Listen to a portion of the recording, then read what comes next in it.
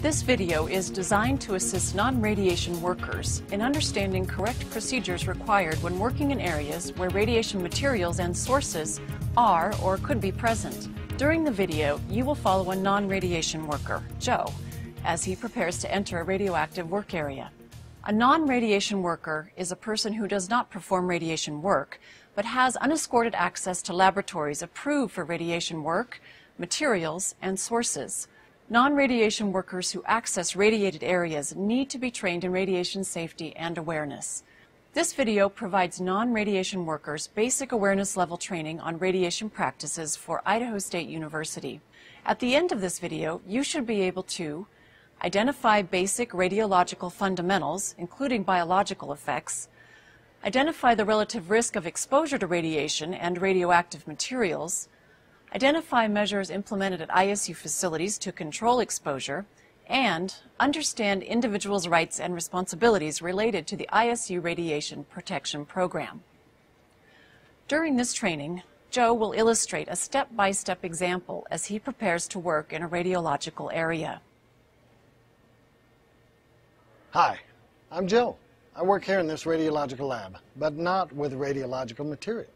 Like you, sometimes I need to enter areas where radiation work is conducted. So it is important that I know and understand what goes on in these areas, as well as my individual responsibilities for safety. I don't want to get exposed to radiological sources if I can avoid it, and you don't either. I do want to be sure that I perform my work safely while working in this area, and that I am aware of radiological hazards and how to minimize them. The last thing I want to do is put myself or anyone else at risk. Before entering the lab, I need to contact the person in charge. In this case, it's Karen. I will ask her to give me a briefing of what radiological work is being performed and find out about any other safety requirements before entering the lab. Karen will review this survey information with me before entering the area. The radiation survey points out areas of high and low radiation exposure rates. Sometimes workers entering controlled areas may be required to wear a dosimeter if the area has been defined as a radiation area. Dosimeters record radiation exposure received over time. If a dosimeter is required, you will receive additional radiation safety training. If you have questions or concerns about the radiation present in the room or risks involved with being exposed to radiation, now is the time to ask. The person responsible for the area can give you this information. Radiation and contamination surveys are performed routinely in radiological areas and are well documented. The person in charge is also responsible for familiarizing all workers with these surveys, so everyone can be aware of their own safety. Radiation areas are not places to hang out. To minimize your exposure, never loiter in high radiation areas. This will help maintain a dose as low as reasonably achievable, called Alara.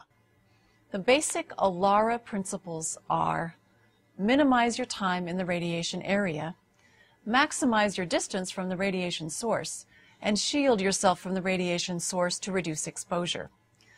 There is some fundamental information you should know about the risk involved with radiation and radiation dosage, and how ISU ensures as low as reasonably achievable radiation exposure for each worker. Radiation is classified as either ionizing or non-ionizing. Ionization occurs when enough energy is supplied to an atom and an electron is removed from the atom. The resulting atom will have a positive charge. It is invisible and not directly detectable by human senses, so radiation counters are required for its detection. Ionizing radiation comes from radioactive materials and radiation-producing machines like X-ray tubes or particle accelerators, and it is present in the environment. It has many practical uses in medicine, research, construction, and other areas, but presents a health hazard if used improperly. While low exposure to radiation has no measurable effect, extremely high levels of radiation exposure may cause damage to living tissue, skin burns, radiation sickness, cancer, and even death. Non-ionizing radiation does not carry enough energy to ionize atoms or molecules. Examples are radiant heat, microwaves, radio waves, and ultraviolet light radiation, and light. Though the risk is extremely low if you follow these guidelines, some amount of risk still exists when working around radiation. So you should question anything that doesn't seem right. If something doesn't seem right, it is your responsibility to ask. 100 milligram per year is the radiation dose limit for the general public, including anyone not classified as radiation users. The state limit is actually higher, but ISU is more strict, limiting exposure to 100 milligram, in line with the Nuclear Regulatory Commission, the NRC, the agency that issues ISU's radioactive materials license. ISU is very conservative in its approach to minimizing radiation exposure to workers. The annual dose for Americans is around 600 milligrams per year. This exposure comes from medical, industrial, and natural sources that we all encounter in everyday life. Joe has now completed the basic training required for accessing this radiological lab and is now ready to enter the area. He has made sure that he has the right dosimeter, if one is required, and he is wearing the proper personal protection equipment.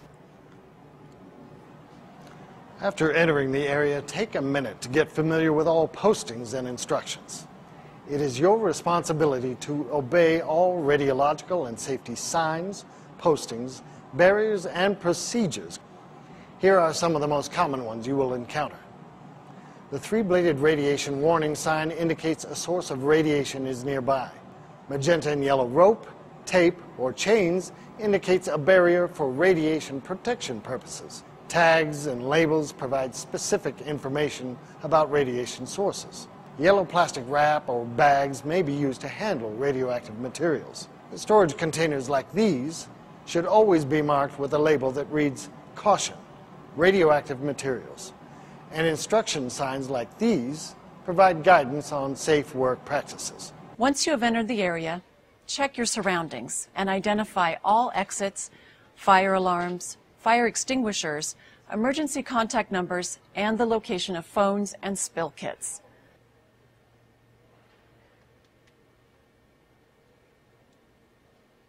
Although several procedures are in place to protect people, it does not mean we should let our guard down. As non-radiation workers, we should always maintain a questioning attitude. When you have a questioning attitude, you question anything that doesn't seem right. Then take the responsibility to act. A healthy questioning attitude demonstrates that you care for your own safety as well as that of your colleagues. What does each of these situations have in common? They are conditions that, based on your training, should not occur, and where you have the opportunity to exercise a questioning attitude. Even though radiological areas are inspected and surveyed routinely, it does not mean that unusual radiological situations will not come up. As non-radiation workers, we should always be alert and concerned about safety issues when working around radiation material. There may be hazards that don't look dangerous, but can be harmful. Because I always maintain a questioning attitude, I will be proactive in responding to unusual conditions, like this spill I discovered.